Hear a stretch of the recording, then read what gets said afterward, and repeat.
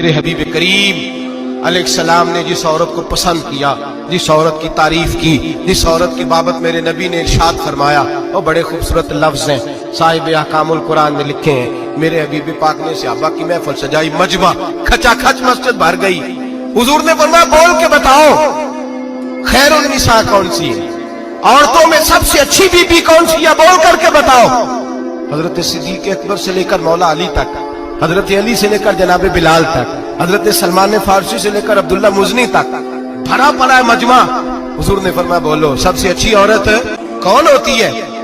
एक सहाबी कहने लगे हुजूर जिसकी नमाज कज़ा न हुई हो, और मैं वो भी अच्छी है पर तुम मेरी मुराद को नहीं पहुंची। एक ने कहा हुजूर जो खामद की ताबेदार हो, फरमाया वो भी अच्छी है पर तुम मेरी मुराद को नहीं पहुंचे। एक सहाबी ने कहा या रसूल अल्लाह जो पाक दामन हो, हुजूर ने फरमाया तुम मेरी मुराद को। हजरत अली फरमाते हैं जब सबके जवाब गलत हो गए तो मैं, कद मेरा छोटा था, मैं पीछे बैठा था, मैं गर्दन झुका के पीछे से निकल गया। सैयदा तैयबा ताहिरा हजरत फातिमा ज़हरा रज़ी अल्लाह ताला फरमाते हैं बीबी साहब के पास पहुंचा। मैंने कहा फातिमा हुजूर ने सवाल किया है। तो हजरत फातिमा भी गोया मुस्कुरा के कहने लगी इल्म के शहर के दरवाजे तो आप ही हैं, तो आप यहाँ आ गए। कहा हुजूर ने सवाल किया है और मुझसे लेकर अबू बकर, उमर, उस्मान गनी तमाम को किसी को जवाब नहीं आया। हुजूर ने पूछा बेहतरीन औरत कौन होती है, बेहतरीन खैरुन निसा, बेहतरीन बीबी कौन होती है। हजरत सैयदा फातिमा कहने लगी अली बड़ी सादी सी बात थी, समझ नहीं आई। का फातिमा बतला दो इतनी सादी है तो। हजरत फातिमा कहने लगी सबसे बेहतरीन औरत वो होती है न कभी गैर महरम ने वो बीबी देखी हो। अगले जुमले भी याद रखने। और फरमाया ना उस बीबी ने कभी कोई गैर महरम देखा हो।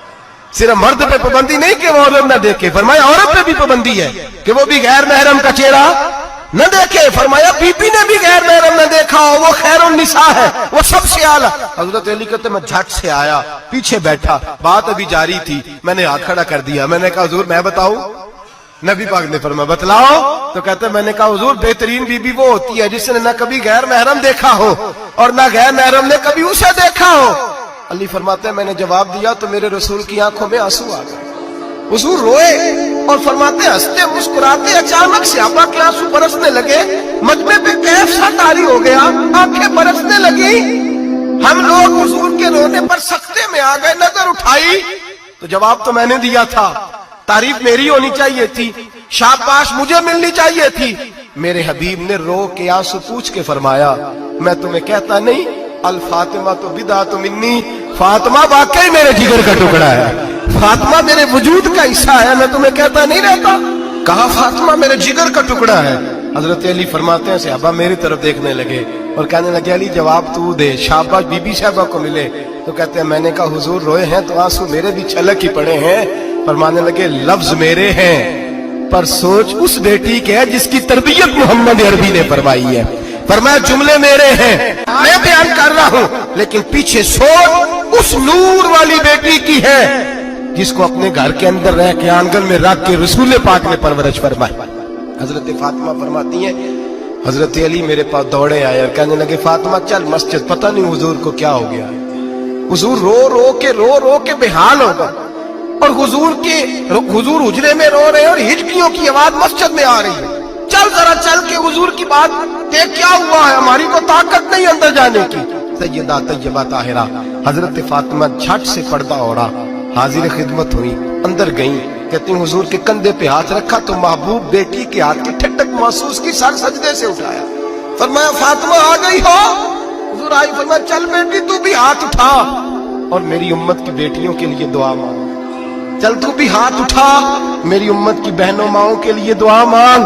महबूबा क्या हुआ। मेरे हबीब ने फरमाया रात मुझे दिखाया गया है दोज़ख में कुछ बीबियां हैं, उनके बाल फरिश्तों ने बांधे हुए हैं और उन्हें गुर्ज मार रहे हैं, वो चीखती चिल्लाती हैं और मदद के लिए पुकारती हैं, बड़ी तकलीफ में हैं। तो बीबी साहब अर्ज करते हैं या रसूल अल्लाह उनकी गलती क्या है।